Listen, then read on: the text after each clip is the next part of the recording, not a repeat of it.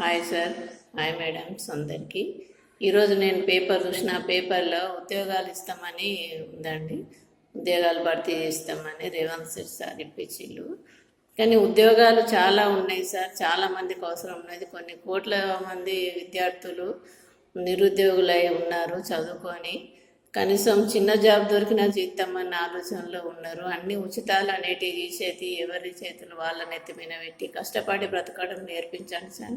మంచి విద్య నేర్పించండి, టెక్నికల్స్ నేర్పించండి, హాస్పిటళ్ళలో ఖర్చులు పెట్టండి, అనారోగ్యులకు పేదవాళ్ళకు సాయం చేసిన వాళ్ళు అవుతారు. వయసు అయిపోయిన వాళ్ళని తీసేస్తారు, బాగానే ఉన్నది, కానీ అవి వెంటనే ఫిలప్ చేయాలండి.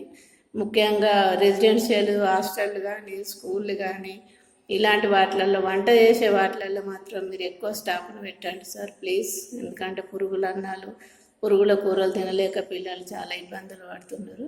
దయచేసి స్టాఫ్ను ఎక్కువ పెట్టండి. ఇచ్చిన వాళ్ళకే లక్షల జీతాలు ఇచ్చి పెట్టడం కంటే ఆ ఉన్న వాటిని చదివి అందరినీ సమాన పనికి సమాన వేతనం ఇచ్చి నిరుద్యోగులను ఆదుకొని మరణాల నుండి కాపాడాలని, తల్లిదండ్రుల గర్భశోకాల నుంచి రక్షించాలని కోరుకుంటున్నాను సార్.